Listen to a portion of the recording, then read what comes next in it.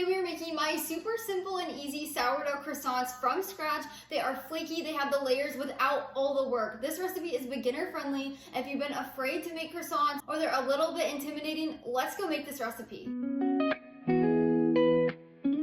My croissant recipe is unlike any you will find. I have simplified the process. Instead of doing a block of butter, I found a better and different way to do it. This is not a technical way. This is not the perfect way. It's not the way people learn in pastry school. It is the way I do it at my home to make croissants so much easier and easy for you. When I was developing my recipe, I was determined to make croissants so much easier. They are not crescent rolls. They are actual croissants, but with simplified steps. So if you found croissants to be way too hard, I'm so excited for you to try this recipe. I used to think croissants were really hard, and then I dove into the process. I did tons of research, tons of trial and error. We cut some steps out of a traditional croissant that I don't think you really need. We're not trying to make pastry school level croissants here. We're trying to make really good homemade ones that will replace any you find at the grocery store and even bakeries. When I first perfected this recipe, I had made it multiple times. I had did so many testing, and the first time it actually turned out and I had it perfect, my husband bit into the croissant and showed me the layers, and he was so proud of me. He was so excited. He was like,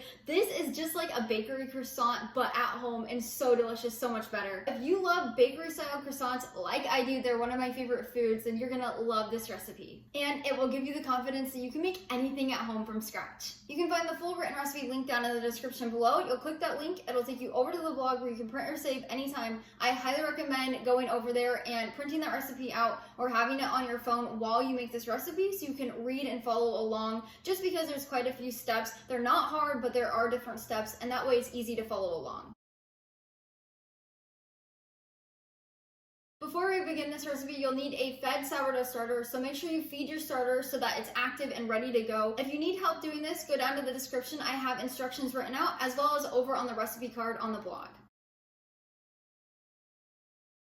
The dough for these is really simple. So we have 2.5 cups of all-purpose flour in our bowl, and then we also are gonna add in 2 teaspoons of sea salt. You could also use regular salt. And then you're gonna grab a bread whisk, a spoon, or a fork, and just stir this together. You wanna make sure that salt is combined into your flour really well.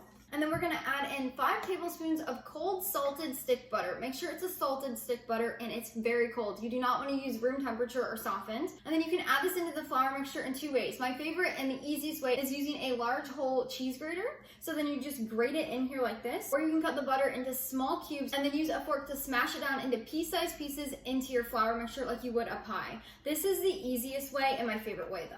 When your butter is then into small pieces, you're gonna stir it into your dry flour mixture. You just wanna make sure all of the butter is coated, that way it's not sticking and you don't have a ton of clumps. So your mixture should look just like this either way. Next, we'll add in 1 cup of milk. I like to use whole milk, as well as 1 tablespoon of raw honey. I like to use an unfiltered raw honey. And finally, we'll add in 1/2 cup of fed sourdough starter. So you wanna make sure it's active and bubbly before you put it in this recipe, because we need this dough to rise. Once you have all your ingredients in here, we'll just use our bread whisk, or you can use a spoon or a fork, and we're gonna stir this together. Now, if your dough is drier than mine, it's just because your sourdough starter is less hydrated. That's totally fine. Just add a few tablespoons of extra milk. If your dough is a little more wet than mine, that's okay too. That just means your starter is more hydrated than mine is. And in that case, add a few extra tablespoons of flour. You'll see your dough coming together, but you'll find that there's a little bit of loose flour on the bottom. Not a problem. We're gonna use our hands to combine this into the dough. So just get your hands in there and knead that little bit of flour in. When most of it's kneaded in there, you don't have to have it all. Just turn it out on your counter. You shouldn't need any flour just yet. And then dump out any excess that's in there. And then we're just going to combine that excess flour into our dough as we knead it. If your dough is starting to stick any, you can add a little bit of excess flour. As you see, we had some crumbles of flour left from our dough being mixed, so we did not need any. And then once everything's combined, we're just gonna knead this for 2 minutes by hand, or you can use an electric mixer with a dough hook.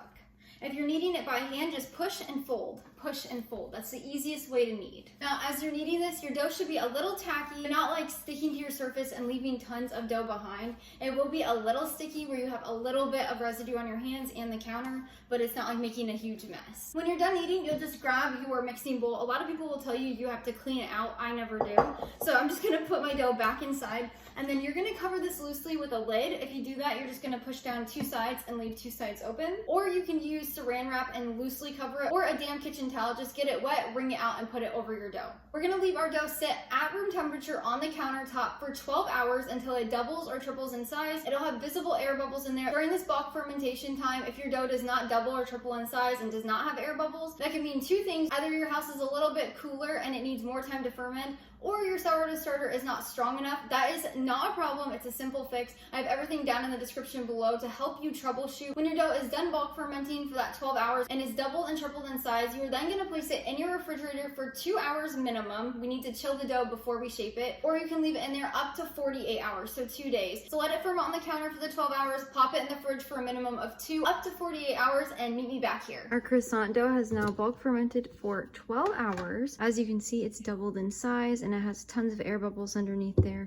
So now I'm just going to put this lid on and make it airtight, and I'll pop it in the refrigerator until morning. Good morning. It is the next day, so our dough has bulk fermented overnight. It doubled in size and got all bubbly. And then around 9:30, 10 o'clock last night, I put the airtight lid on and popped it in the refrigerator overnight until this morning. Again, you could just do a refrigeration for 2 hours, but I did it overnight to give myself more time. So to continue this recipe, we'll take the lid off, and then we're just going to dust our workspace with a little bit of flour. This will make sure the dough does not stick to anything. Now, shaping croissants is really simple. Don't let the process overwhelm you or scare you. And then we're just gonna turn our chilled dough out onto the countertop. Having it chilled is gonna make it so much easier to work with. And then we're just gonna roll this out into a large rectangle about 3/4 of an inch thick. So it doesn't necessarily matter how long or wide, you just wanna make sure it's about 3/4 of an inch thick. To do this, what I like to do, I like to kind of push it down with my hands first to make it easier, and make sure there's flour up underneath your dough. So like I have here, I kind of pushed it out into a rectangle, and it makes your life so much easier by doing it this way. Again, it does not need to be a perfect rectangle or anything. We are just rolling it out so we can start laminating, which means creating those layers that we all know and love in a croissant. So once it's about 3/4 of an inch thick, we are gonna grab 4 tablespoons of cold salted stick butter. Again, it has to be cold stick butter, not margarine and not room temperature butter, and I really recommend using a salted one. And this step is where I have created an easier version of croissants. So this is not the traditional way of making croissants. At this point, if you were making a traditional French croissant, you would make a butter layer. So by doing that, you would cut your butter down into thin pieces, roll it out, and make it a slab of butter. You would put it between parchment paper and wax paper and pop it in your fridge and let it get really cold. And then you would pop that on your dough, fold it, roll it out, and that's how you would laminate it. My version is so much easier. This is not traditional. A lot of people are not gonna like this, but it allows everyday home bakers like you and me to make croissants at home without having a really hard or complicated step that's kind of technical. This makes it so much easier. So for my way of doing this, you're just gonna grab 4 tablespoons of cold salted stick butter and a cheese grater. If you don't have a cheese grater, just cut your butter into small little pieces. So what I'm doing is I'm just grating this into a pile on my dough. This grated butter is going to do the same thing, act the exact same way as a slab of butter would. It's just a much easier and much quicker option. Now there are 2 main things that make a really good flaky croissant. One is using cold butter. The second is folding it and making those layers, which I'm gonna show you exactly how to do that. So once you have your butter on here, you're gonna just kind of put it in a layer. Don't mess with it too much. We want to make sure it stays cold. So at this point, you do not want to let your dough or the butter sit out. So now we're going to fold this in half. So just like that. So top down, and then you're going to go side to side and fold it again, kind of like an envelope. Once you have it folded, we're going to place it into our bowl, folded just like this. Pop it in your freezer for 2 minutes and let it rest before we continue. These 2 minutes of resting in your freezer are not optional, and you cannot do it in your fridge. You've got to put it in the freezer for 2 minutes. Traditionally, you would fold your dough, roll it out, put it in your fridge for 30 minutes, get it out, fold it, roll it, put it in your fridge for another 30 minutes, and just keep repeating that to get all those really great layers. I've made it a little easier and a little bit quicker. Again, this is not the perfect croissant. You're not gonna find this croissant in a French bakery, but you're gonna get those same delicious flaky layers, just with a little bit easier of steps and instructions. And we chill our dough between rolling and folding to make sure that butter stays cold. If it melts, you're not gonna get those delicious flaky layers that we all know and love. So that's why we have to chill it in between to ensure the butter is not melting. Now that our dough has chilled for 2 minutes in the freezer, we'll get it out here. And then you're gonna roll this out into a large rectangle. So it doesn't necessarily matter the size. You just wanna roll it out until it's about 1/2 inch thick and try to keep it in that rectangular shape. Again, it does not need to be perfect. As you roll this, you're gonna see flakes of butter come through, and that's exactly what you want. Also, by letting our dough rest for 2 minutes, it really makes it a lot easier to roll out. Once your dough is rolled out, you're going to repeat the folding process. So fold it down, and then you're gonna fold it the other way. So just like an envelope, so it'll look just like this. And then we're going to pop it back in our bowl, put it back in the freezer for 2 minutes, and then we'll continue. My shaping instructions are not hard at all. There's just a few different steps, so it can feel overwhelming, but don't let the process overwhelm you. It's really simple and easy, and you will love these croissants when they come out of the oven. Our dough has chilled for another 2 minutes, so we're gonna get it back out.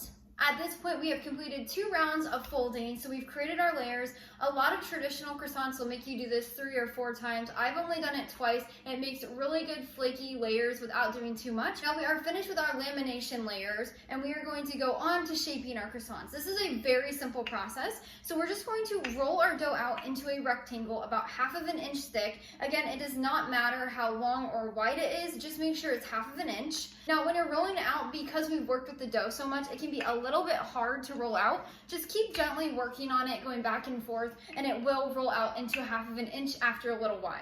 Make sure you have flour on the bottom too, so it does not stick. As I'm rolling it, if it starts to get out of the rectangle shape, I just use my hands to help push it back into the shape, and then I continue rolling. Now when you finish rolling your dough out to 1/2 inch thick, you're gonna have a pretty large rectangle, as you can see here. And then you're gonna wanna grab a knife or a pizza cutter. I like to use a pizza cutter. It makes it really simple and easy to do this. So now we are going to cut this dough into little sections. A lot of recipes will have you cutting rectangles out of your dough. There's nothing wrong with that. This way is just a little bit more simple, and it's very quick. So I like to just cut my dough into strips. So as you can see, we have the short end at top and bottom, and the longer ends on the side. That's how you want it. So you're gonna go horizontally. So we're gonna be cutting strips that are short instead of longer, if that makes sense. So I like to cut these about 2.5 inches thick. So go up about 2.5 inches from the bottom and make 1 slice across. As you're doing this, you're gonna see the dough pulling away, and you'll be able to see those layers in there. It's really fun. So you're just gonna do that all the way to the end of your dough.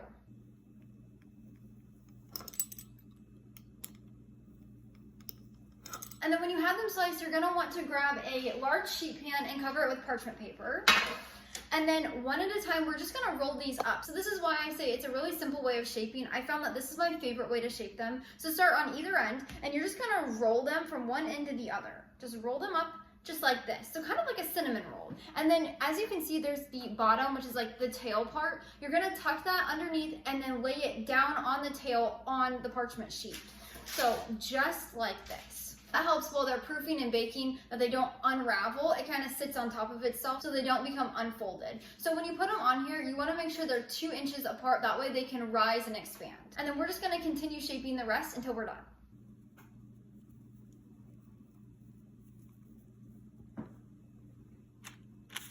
And when you're rolling these, make sure they're pretty tight. As you can see, the layers are beautiful in here. Depending on how you cut it and how you rolled it out, you'll have a little bit less or a little bit more, but I usually get 6 out of this. So once you have them all on your sheet pan, you're gonna grab a clean, dry kitchen towel, and you're just gonna place that over the top.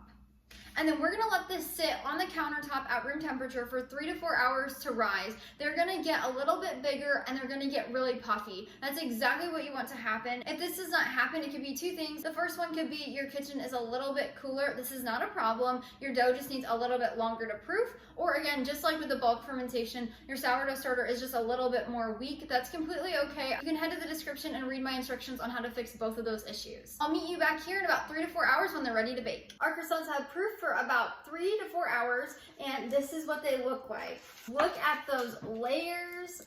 Isn't that amazing? So to continue the recipe, you'll want to preheat your oven to 425 degrees Fahrenheit, and we're gonna make a quick basic egg wash. It's really simple. So you're just gonna grab a mixing bowl, and then you'll add in 1 egg, as well as 1 tablespoon of water. That's it, that's all you need. And then you'll take a whisk, and we're just gonna whisk this to combine. You wanna make sure the egg and water are completely combined when you're doing this, so that way there's no whites left. I usually whisk it for about a minute, just to ensure it's smooth. Once that's combined, you'll want to grab a silicone kitchen brush, and then we're just gonna brush this on top of our croissants. You wanna make sure you get all of the sides and edges. This is what's gonna give it that flaky, delicious exterior. You do not wanna miss a spot. I forgot to mention, the best way to tell when your croissants are done proofing is when they are puffy and they have a little bit of a jiggle when you move the pan. Once your egg wash is brushed on, we'll put them in the 425-degree preheated oven for 15 minutes to bake. Once they bake for 15 minutes, you'll just come in here and turn your pan 180 degrees. So turn it just like that. And then we'll bake them for an additional 10 minutes. When your croissants come out of the oven, you're just gonna wanna put them on a wire cooling rack. They smell and look amazing. Oh my gosh. As you can see right here, they have so many flaky layers. So even though we have a simpler process, it still gives you those flaky, delicious, crispy layers that we all know and love in bakery style croissants. So this recipe has become one of my favorites. Croissants are one of my favorite foods ever. So being able to make a bakery style croissant at home in a simple, easy way is so amazing. They're very hot, but they're light and fluffy. And they have such a good flavor. I mean, look at that. That is amazing. And see, you do not have to have a super elaborate process to make croissants at home. Now, if you're making French pastries for a bakery, then sure, you're gonna wanna do all of the steps and all of the process. But if you're making them at home, you get such an amazing outcome with this simple process that I've developed. I hope this recipe has allowed you to make sourdough croissants at home anytime you want. I hope it's helped you realize you can make anything from scratch at home if the process is simplified and you have the right recipes. Again, if you want a printed copy of this or you want to save a copy of this recipe, just go down to the description below and the recipe is linked down there. You'll go over to the blog where you can print and save anytime. Once these cool down completely, you can store them in an airtight container for about 4 days. When you're ready to eat them, I highly recommend putting them on a sheet pan and putting them back in the oven at 350 degrees Fahrenheit for a few minutes until they're warm and crispy. You can also put them in a toaster oven to do the same thing. Let's give one a quick try. Oh my gosh, they smell so good. That is an amazing croissant. I can eat all of these myself. Until next time, go bring life into your home through the kitchen.